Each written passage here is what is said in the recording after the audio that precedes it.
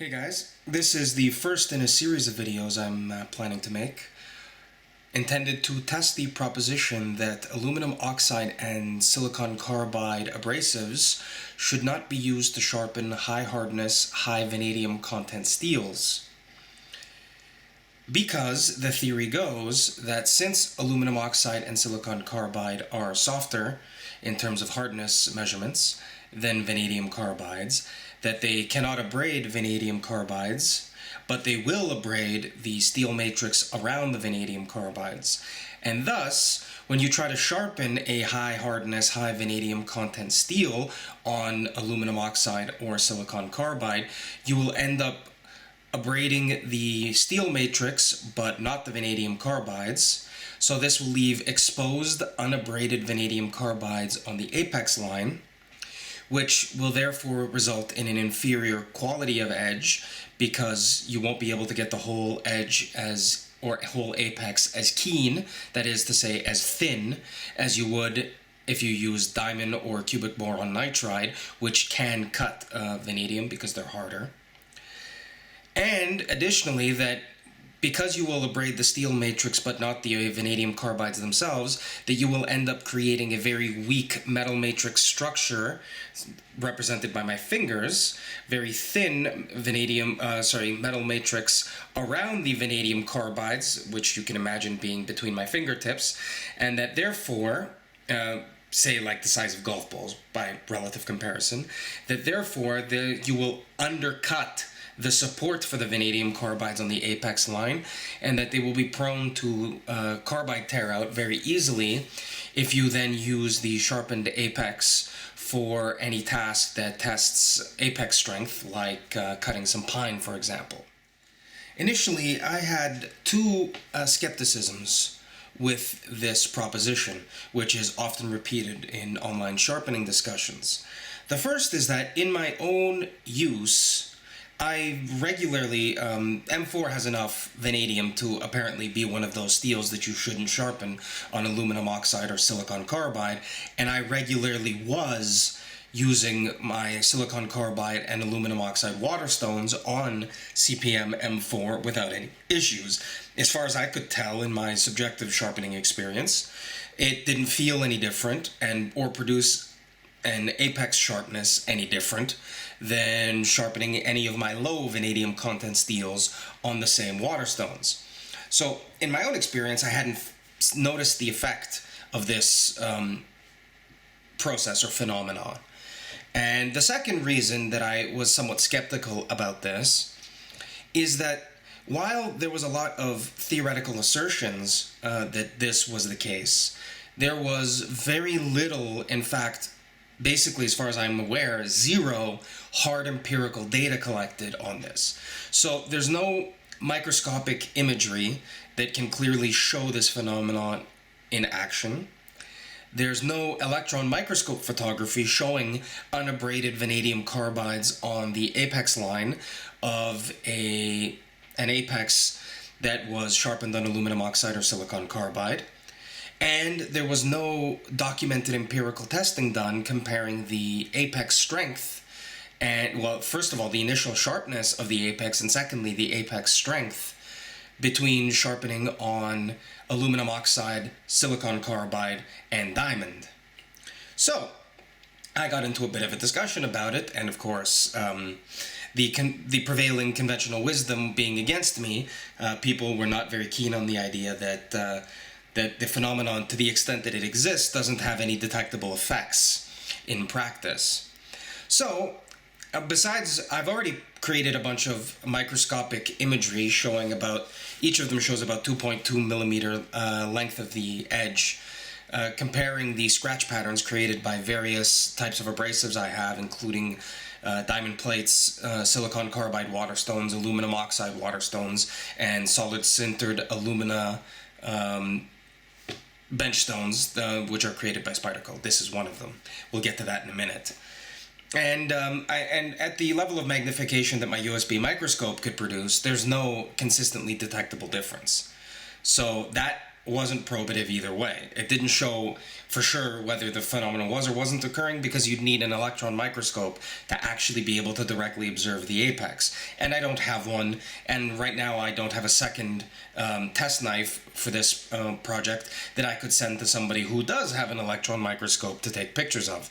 But make no mistake, if it comes to that, I will arrange for electron microscope images of the apex line on one of my knives, just to settle this question once for all.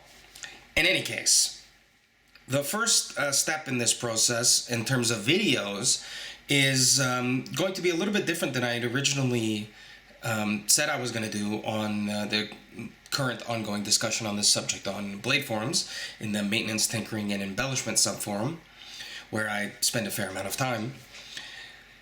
And in that, I recently, in the process of taking a bunch of microscopic images of the edge of this knife, which is a Spyderco Mule Team in Maxamet at about 68 Rockwell.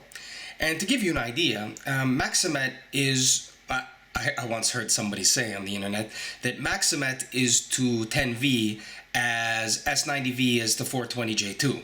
Which is to say, this is about the most extreme carbide content, high hardness steel you can get. The only thing you could say that this would be more extreme than this in terms of this test would potentially be something like S110V or 121 Rex or 10V, which have more vanadium but less of other carbide formers.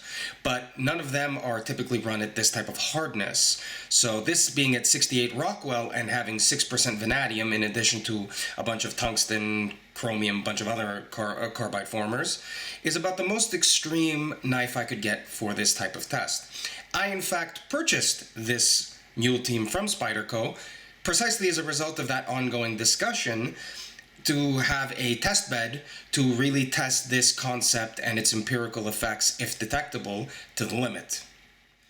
Now, you may not be able to tell this. I don't know if the angles will line up for you to be able to see the reflection, but as I was saying, I was taking a bunch of microscope images with different abrasives I have in this, and ended up with the edge bevel polished to about 13,000 grit on a Sigma Power Select II ceramic waterstone. And for the record, Sigma Power Select II waterstones are mostly made of silicon carbide with very little binder, almost none, so that they were designed for cutting high-speed steels, of which technically Maxamet is an extreme version of a high-speed steel. But all the Sigma Power waterstones sold in North America are sold labeled as Sigma Power Select II waterstones. But the reality is there's actually a couple of stones from a different Sigma Power line mixed in to the line over here that aren't the same. The 400 grit, 1200 grit, and 13,000 grit Sigma Power Select II waterstones are not silicon carbide and do have a binder. Those are aluminum oxide waterstones with a binder that are more like conventional waterstones you get from other brands. It's only the other ones, the 240, 1000, 3000, 6000, and 10,000, that are silicon carbide with almost zero binder, that are the extreme cutting speed waterstones that I prefer generally, because I like stones that cut fast and I don't care how often I have to flatten them or how frequently I'd have to replace them. Anyway, the point is that the 13,000 grit stone is not a silicon carbide waterstone, it is an aluminum oxide waterstone. But nonetheless, as you could see there, it leaves something approaching a reasonable facsimile of a freehand mirror polish. I'll also note that this Maxamet Mule has a freehand edge bevel of about 16 degrees per side. I measured that with my calipers and used a triangle calculator to determine that it's somewhere around 15 or 16 degrees per side, leaving some space for the inexactitude of caliper measurements. So I haven't taken it down to my more typical edge bevel angles, which I usually run much lower because I usually use a microbevel, because I wanted it to leave it as close to the stock angle as possible for the purposes of these tests. Once I'm done recording all of these tests, then I'm going to start lowering the edge bevel angle and see what happens when you try to run Maxamet at 10 degrees per side with a 20 degree per side microbevel. Moving right along, the reason I have a Spyderco Ultrafine ceramic benchstone, which is an alumina, so it's aluminum oxide, but essentially turned into like a ceramic tile. This is pretty much solid alumina. Benchstone in front of me is because knowing that I had previously finished this to 13,000 grit on a Sigma Power Select 2 waterstone, I wanted to see how the initial sharpness and the edge apex strength would be off of a Spyderco Ultrafine benchstone, since I was close enough in grit to it to actually have it leave the desired apex finish in a reasonable time frame on this knife. I would normally never, ever, ever use the Spyderco solid sintered ceramic benchstones on this type of a steel, or really any type of a steel, for any sort of extended grinding, because these are very slow cutting. These are extremely slow cutting. While the grit rating supposedly on the Spyderco medium benchstone is 600 grit or something like that, I've actually done a study on this using microscope images. If you compare the scratch patterns, the Spyderco medium leaves a scratch pattern that's finer than a DMT extra fine, or a 4000 JIS, which is to say Japanese waterstone grit rating stone. So the medium leaves a scratch pattern finer than 4000 grit. The fine leaves a scratch pattern in the neighborhood of 8,000 grit, and this leaves a scratch pattern in the neighborhood of around 13,000 or 14,000 grit, which is to say, to begin with, I wouldn't use any of those stones for any extended amount of grinding, because if you want to go to those kinds of grits, a waterstone will be faster. Always. Even on this type of steel, even if people are right that you shouldn't use waterstones with aluminum oxide or silicon carbide abrasive on this type of a steel, to the extent that's true, it's even more true of the Spyderco ceramic stones. So basically, don't use the Spyderco ceramic stones for these types of steels, or any type of steel where you have a lot of grinding to do. On the other hand, I do like the Spyderco ceramic benchstones or sharpmaker rods for creating and maintaining microbevels, because a microbevel is so small that the slow cutting speed of these is not an issue, because you're only making 5 or 10 passes per side. And unlike a waterstone, these don't shed grit, so you can get a nice crisp apex line using edge leading strokes, which I prefer to do for burr minimization purposes. So do use these for microbevels, don't use them for anything else. Although, for straight razors, actually, this would make a good finishing hone for a straight razor. It's in the right grit range, and you don't have to worry about any apex rounding. Anyway, as I was saying, the reason I have this out is because this knife already has a 13,000 grit edge bevel done on a waterstone. So it's high enough grit where, 100 passes per side, more or less, should be enough to get it to have a nice crisp ultrafine apex. Because I know how to use this thing with really low force, and because I have very little, relatively speaking, angle slop up and down in my sharpening passes, because I use heel to toe complete strokes, I can get a nice crisp apex line on a edge bevel this wide off of a Spyderco Ultrafine, but that would not be expected behavior. I still may have to, and probably will have to, deburr this, because it may form a micro burr, because this type of stone doesn't release any slurry, so there's no slurry to clear away little bits of microscopic burr that form on the apex line while you're grinding. But we'll check that by testing the sharpness to check for a micro burr once we're done. So to start, I would never use one of these hones dry, because they will load almost instantaneously. And so what I'm doing here is I'm putting a little bit of mineral oil, light mineral oil, on the hone, which I have cleaned with Barkeeper's Friend and a scouring pad immediately prior to starting to film this. So that's that. Grab a cloth for this afterwards. So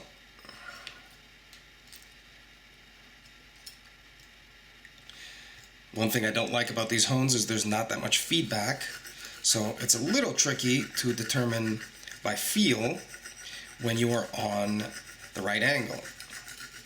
So I always, anyone who's seen any of my videos before will see that I tend to make a few passes per side on the heel right in front of the ricasso before I start making complete heel to toe strokes. It's because I know I have a tendency to undergrind that area in my complete passes, so I compensate by doing extra work on that area before I start making heel to toe strokes.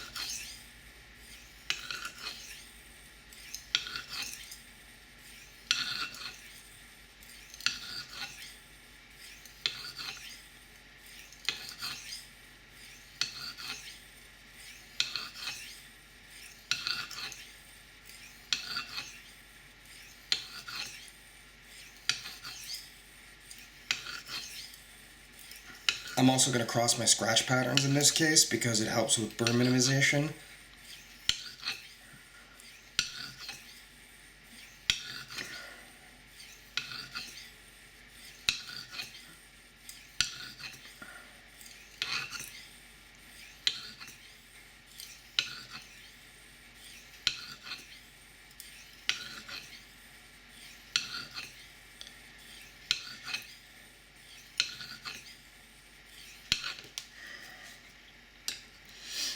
Now, normally I count passes when I do this, but I was talking in the middle of that, so I didn't.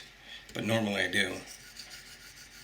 And I'm going to when I start the second round of passes, because I'm not going to be talking.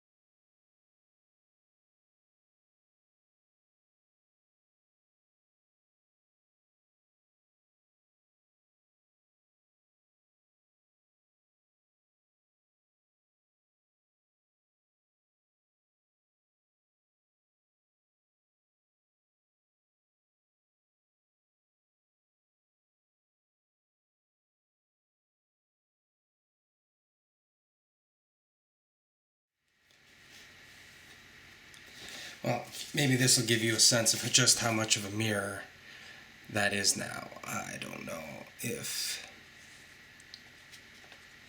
you'll be able to see that, but it's pretty shiny. Anyway, how it looks is not really the issue at this point. First question, well, we'll start with the grain.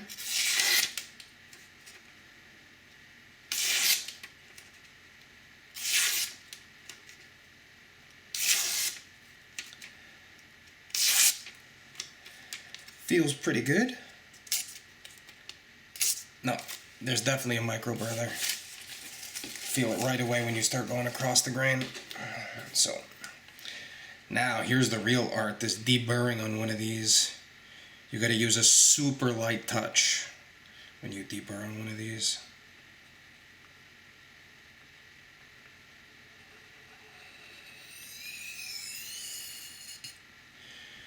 I use high angle passes to shear off the burr.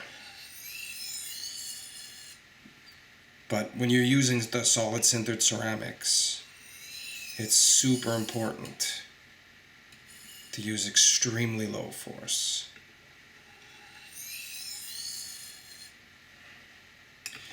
You want to do one alternating pass per side, and then 5 or 10 ultra low force passes per side back on the original angle.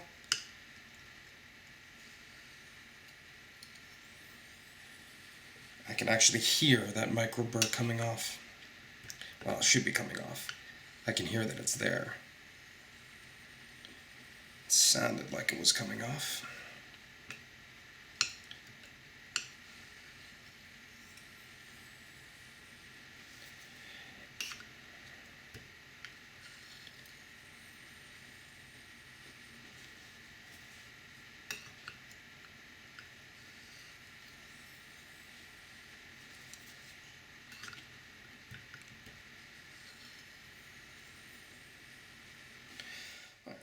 Okay, after a little extra deburring work,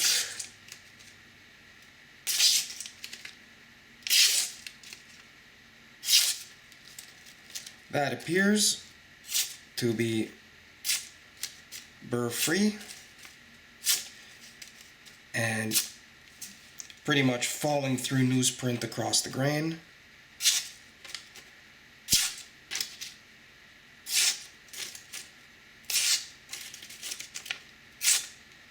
Alright, so now we can move on to testing the edge strength. Here I've got a piece of hobby pine. Let me get that out of the way first. And, oh, I guess before I should start, I should also do a quick demonstration of how much or little slicing aggression you get off of a Spyderco Ultrafine, which is to say almost none. I mean, you still get some, but not a lot. You would get way better slicing aggression off of a Spyderco Fine, or a Spyderco Medium especially, or a DMT Extra Fine. This is a very high grit stone, which leaves an apex that is, it was originally created, the Ultrafine was originally created by Sal Glesser of Spyderco, specifically for straight razors, and that's the role in which it excels. But anyway, that's just a quick check of showing the difference between the extremely high push cutting sharpness off of that stone, but the relatively low slicing aggression. Now that shouldn't be an issue for this actually, because cutting wood is a push cutting task, and that's why woodworkers typically use very high polishes on their chisels.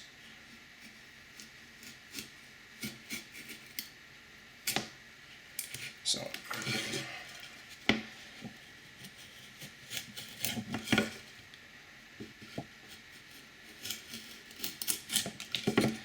wow.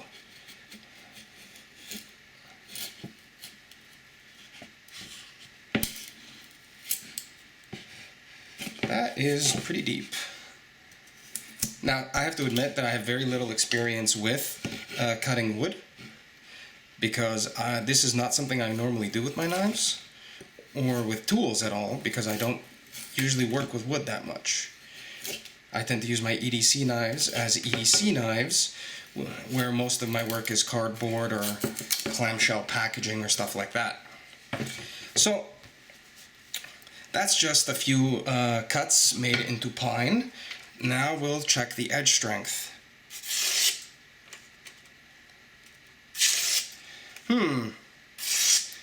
Doesn't seem like there was any noticeable loss in sharpness. Actually, the pine got rid of the rest of the micro burr, and the push cutting sharpness has gone up, which is not surprising because cutting wood is not a very abrasive task. So it's mostly a test of apex stability rather than wear resistance. So that looks pretty good so far. Let's do a few more. I'll note again that a Spyderco ceramic hone is pretty much the worst case scenario for being a hone that is likely to not be able to abrade vanadium, because it's not just that it's made out of aluminum oxide, but that it's made out of aluminum oxide, and because it's permanently bonded into a stone, that stone, the abrasive in it wears and gets smoother over time, so it gets less aggressive in its cutting behavior. So actually, Spyderco ceramic hones get finer the longer they're used and the more they're used. So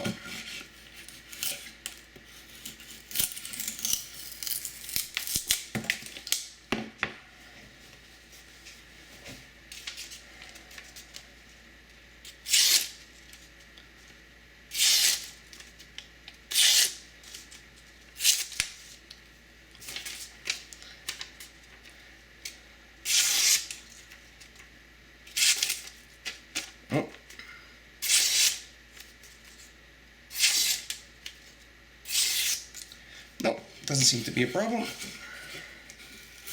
So anyway, my point was that since the Spyderco stones are, we got some wedging going on there, I'll come back to that, or aluminum oxide that gets rounded over through use and gets finer through use, if there's any stone that shouldn't be able to abrade vanadium, and that should instead only burnish the metal matrix around it, creating the scenario most likely to result in carbide tear out, it is this stone.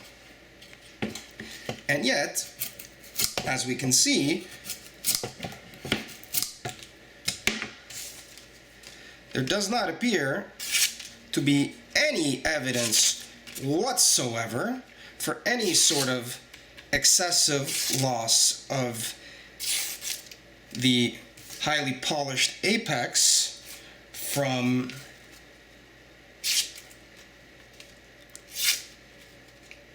carbide tear out through push cutting pine. So I'm actually running out of friggin' newsprint here. I didn't think I would go through so much for this test, but so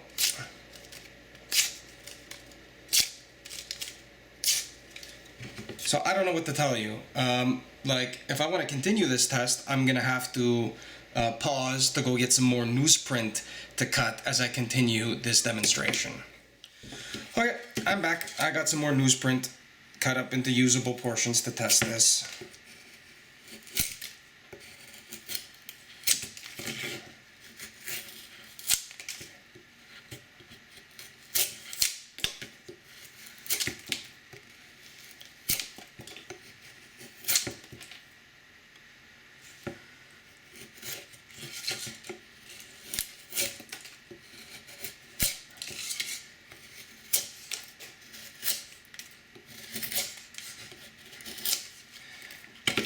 Okay, we'll see where we're at now.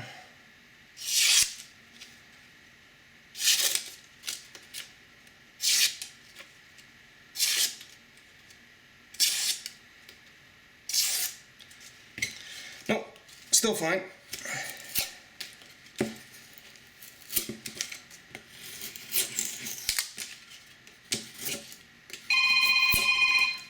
Sorry about that. Right, sorry for the interruption. I forgot to put my phone on silent before I started recording this.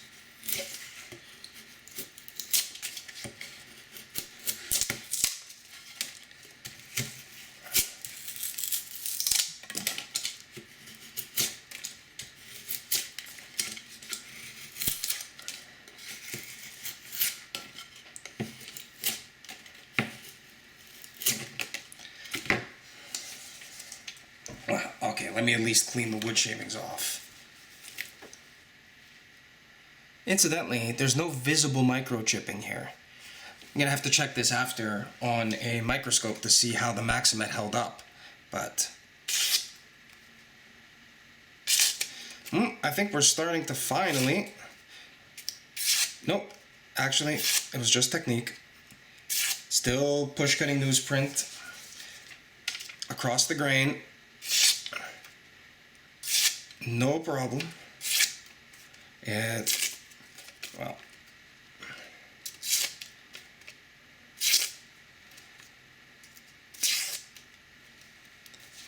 okay.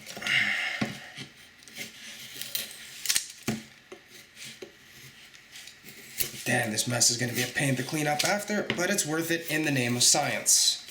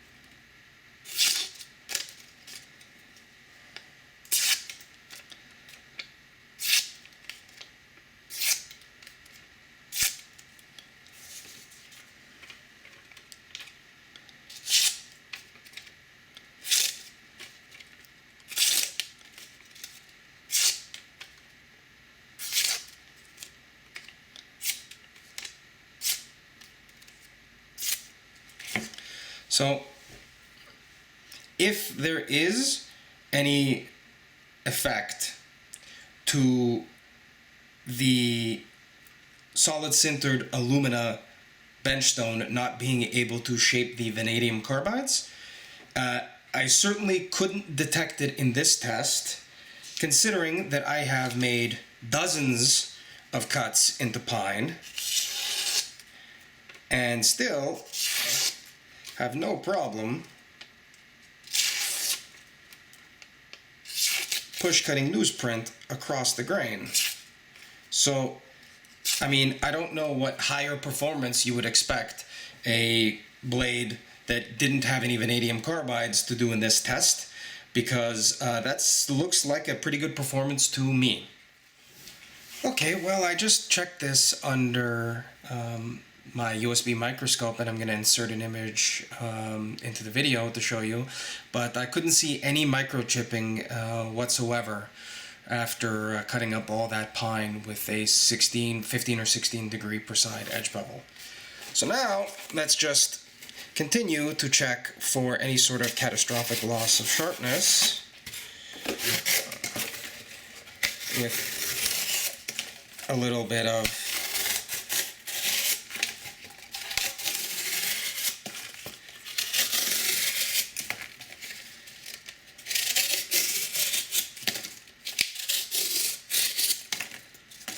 okay. Now, here I wouldn't expect it to retain the sharpness it started with, because that's slow abrasive wear, but still.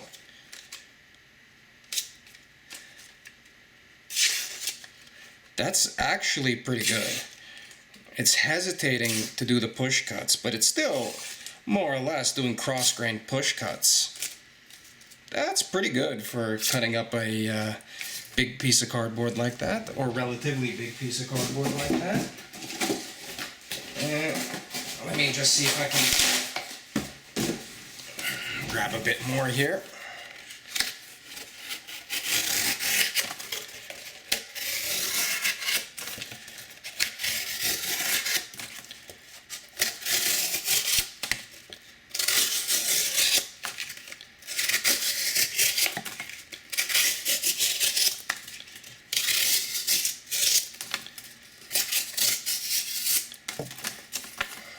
Okay, now did I just bump the camera? Sorry about that. Try and fix. Wow. There it is. I was like, where'd the rest of my newsprint go? I had a pile.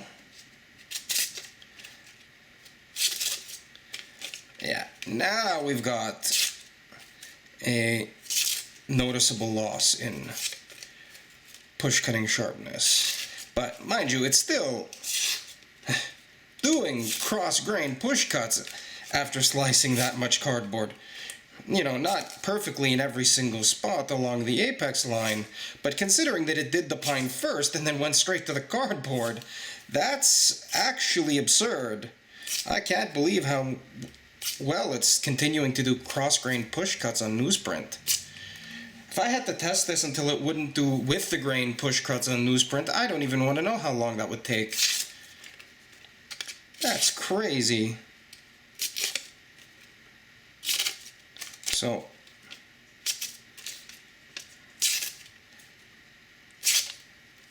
I certainly don't think you're going to get much better high sharpness push cutting edge retention on any other type of stone than that. I mean, that is patently absurd. I can't really do a comparison on diamond strictly because there aren't any diamond plates that come up to anywhere near the grit.